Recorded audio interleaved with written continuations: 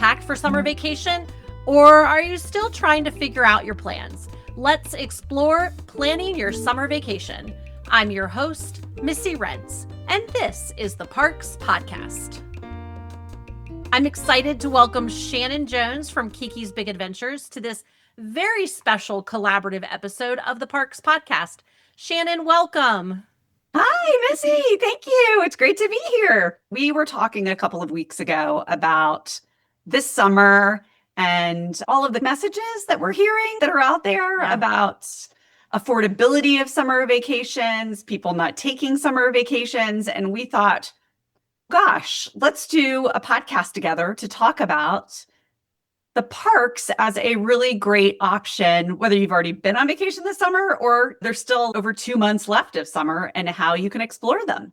Yeah, a couple weeks ago, I felt like every newscast had something about how we're not going to be able to go on vacation.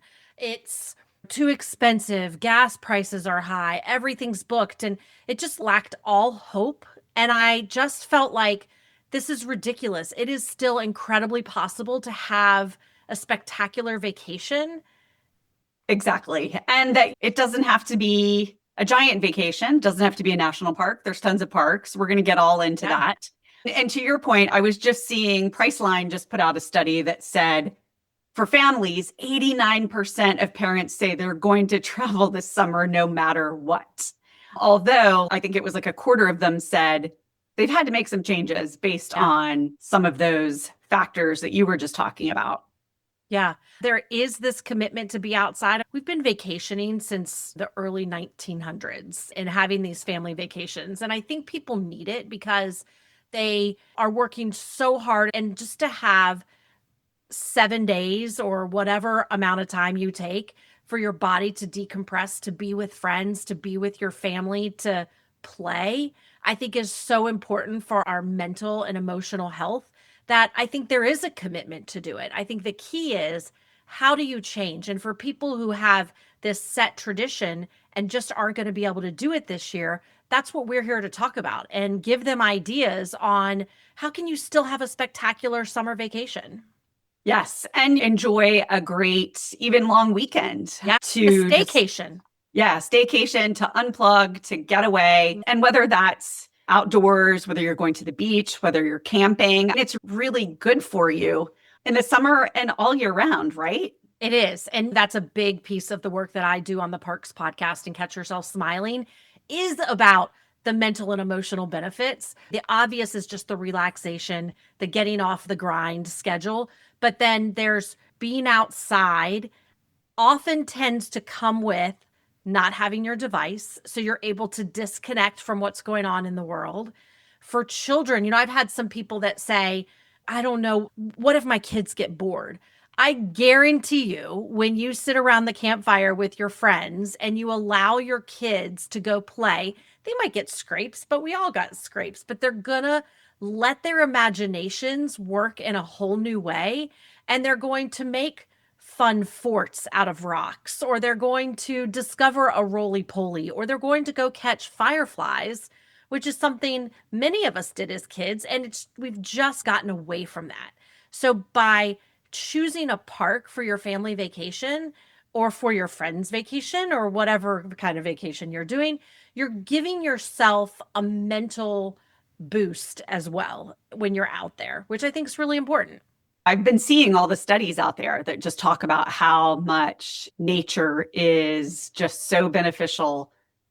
So that's why we thought this topic was really great for families, for everyone, to really just talk about exploring your parks. And I think, Shannon, that sometimes when you go to a nature vacation that allows you space to chill and relax versus a highly programmed vacation, I have to think as a parent, when you have that freedom to truly let your kids relax, then you get to relax a little bit more when you're not constantly trying to entertain and wonder what's going on. Our parks have plenty of entertainment. And even for people who say, oh, I don't want to tent camp, they have lodges. I was at a park recently and they had turned this entire campground into yurts, and they were unbelievable with massive beds, fluffy blankets, all the amenities you could imagine. There's lodges. The Ohio state parks have some of the most spectacular lodges I've ever seen. There's cabins, there's Airbnbs close to nature, or most of us live close to a park. So if you need to stay home, just plan some days to go out and be in nature.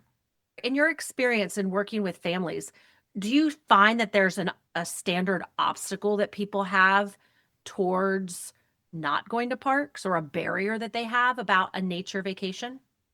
I think it just seems hard, right? It seems unapproachable maybe a lot of times. Yeah. Oh gosh, I do have to pack a tent, or I do have to do a lot of planning to be able to, yes, maybe if you want to go to Yosemite or Yellowstone or one of the big parks, but there's so many state parks and local parks to be able to explore easily. There's also so many resources out there to help make it approachable, like you. Oh, thank you. I think you're absolutely right. And I have told the story on my podcast several times about that first time I went hiking, and it took me 6 hours to get out the door because I was so nervous. But now there are so many groups that you can join, and they do all of the legwork for it. Or there's many checklists and stuff. And it's just a matter of overcoming those firsts. And it's like, okay, what do I need to pack for a hike? Chances are you need a snack of water and a pair of tennis shoes. Pretty simple. But you don't know that until you experience it. So I think check into groups. Maybe if you are going to go and do something in August, see if you have a friend or something that's done it before, or go to a park and talk to a ranger and see if there's a way that you can have someone that kind of holds your hand and starts that process.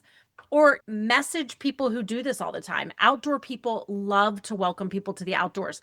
Message me on Instagram. I'll tell you my thoughts on things like that, because I think that it is daunting, and we're almost 2 generations removed from people actually going outside on a regular basis. We just don't do that anymore. So it makes sense to me that you find that's a big obstacle, is just not knowing how to do it. Yeah, absolutely.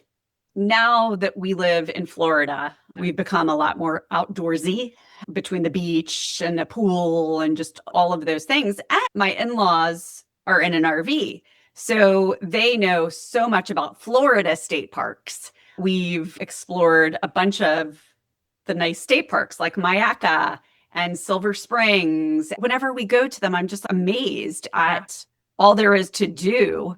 I was at 2 different parks in Alabama this spring, and you approach it, it's your standard park, and then you start to drive down this road, and there were zip lines, and there were paddle boats and kayaks, and there was a water park. There's all these things, and I just thought to myself, this is the best playground for both kids and adults I've ever been to. You could fish, you could sit on the dock. There's so many opportunities out there that help you ease into it and just allow you. It's like it gives your body permission to relax.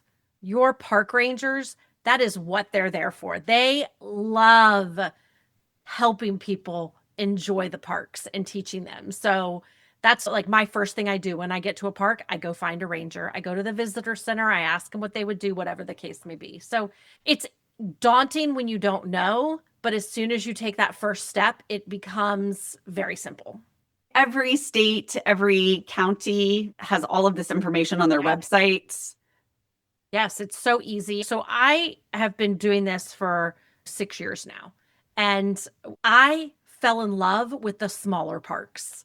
I think the big ones are gorgeous for sure, don't get me wrong, but I fell in love with those parks that people usually don't even know they're 20 miles away from them, or I've never heard of that park, and it's kind of in their backyard. And so to be able to do that and think about the nature of parks, but there's also history that's involved in parks, you can really tap into almost anybody's interests when you're out in a park, in nature, in public lands. I think one of the obstacles and misconceptions is that when you want to go to a park, you have to plan 6 months in advance. And there are some parks for sure that you really need to do advanced planning, but our national parks and many of our state parks have also started to hold back some of the campsites, and they release them 14 days or 30 days. And so it does give more availability. But there are ways to go explore nature, explore our parks if you are doing it last minute. One of my favorites is don't go on the weekends. Go on a weekday or find a park that's not super popular and go explore that one. Also, while we're talking about summer, go midweek or sometimes go off season, right? Yeah. As any adventure, you can try to do it off season. You can also get good deals on places on the beach in those times of year. Same thing with parks. Yeah, that's a great idea, is to head to those areas that are in their low season or off season. Yeah. Another thing, we talk a lot about staying in the parks, but you could get Airbnbs or hotels just outside of parks and then either drive in yourself or take shuttles in. So there are ways to play the game of the reservation system and what not being able to get a lodge or not being able to get a campsite. Yeah, I did that in the fall. I was right outside of the Great Smoky Mountains National Park, rented an Airbnb like outside the park, but it was right there. And I'm still in the park anyways because it's a huge area. Yes. And you have to drive so many of these parks. You have to drive once you're in there anyway. So it's not like you're going to park your car at a campsite and not move it for 5 days. What other obstacles have you experienced? I think one of the things that you were mentioning, which I do think is a thing for families, is oh, my kids will be bored. So what are the resources out there that can help the kids? Like you said, go talk to the park ranger in any place. They've always got things for kids. Junior ranger programs, most of them have it. Exactly. You all have a really fun activity on your website and it's a fortune teller. Oh, the cootie catcher. We are clearly from different areas. But yes. So this is so fun. Whether you call it fortune teller, cootie catcher, we actually call it the KeeKee's Park Activity Suggester. So you'll remember it's one of those things that you fold up and count, and then you pull out the section and it tells you what your activity should be. Number 2, listen to the birds. How many different bird calls can you hear?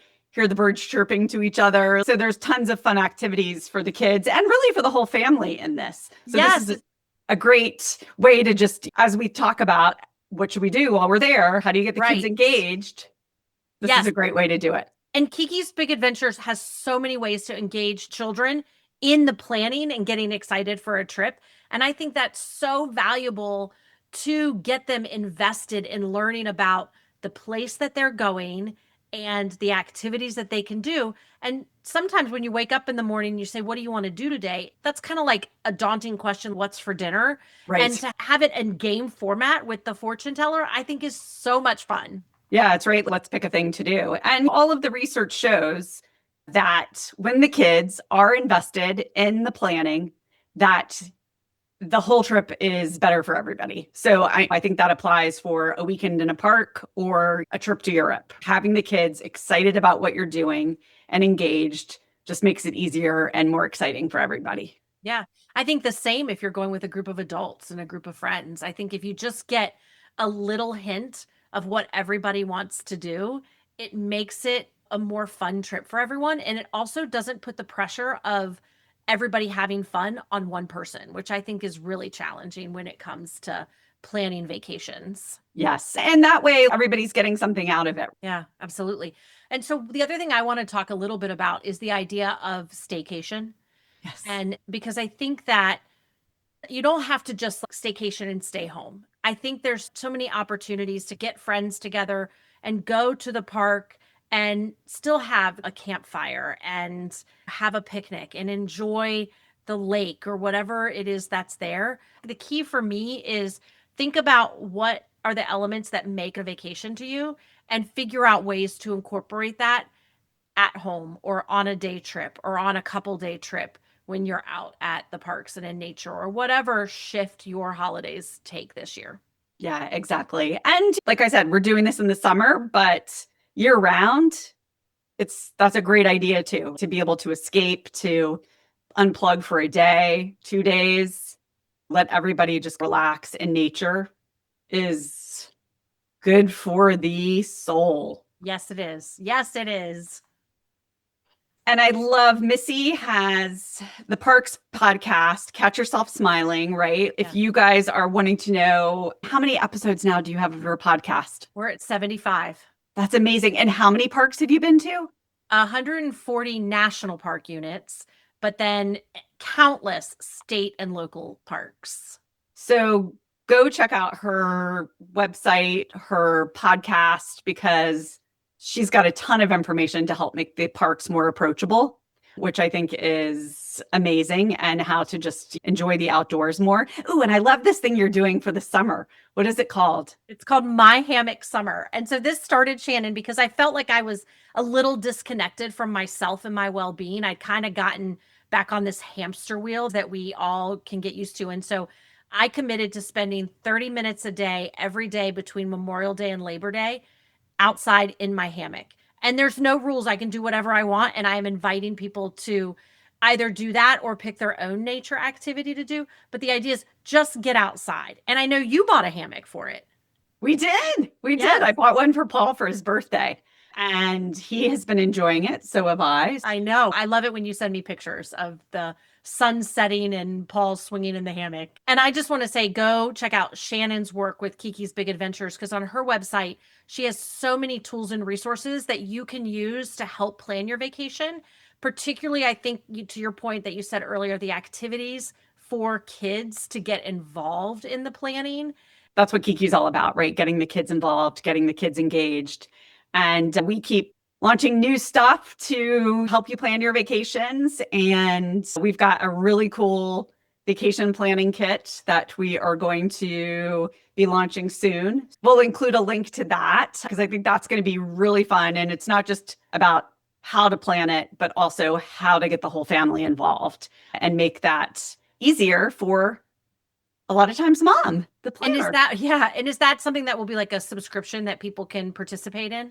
It'll be a kit, a one-time purchase. And then as we update and add, we're going to have a community with it. We'll have experts come like yourself and talk about different types of vacations and planning, so that it is easier to get out there and explore, just like you're making it easier to explore the parks. That is going to be a huge, very beneficial resource. I'm excited to see it when it launches. And we'll make sure to share a link when it launches as well, so that the Parks Podcast audience knows how to find it.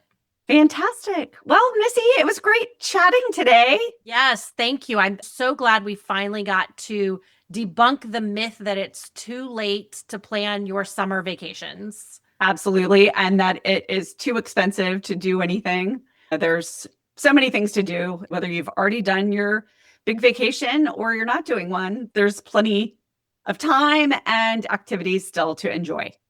Well, I'm so excited to spend time with you today, Shannon. Thank you so much. That's it for today's episode. Until next time, we'll see you in the parks. Thanks for listening. If you enjoyed today's episode, please be sure to like and share on your favorite podcast platform. Music for the Parks podcast is performed and produced by Porter Hardy.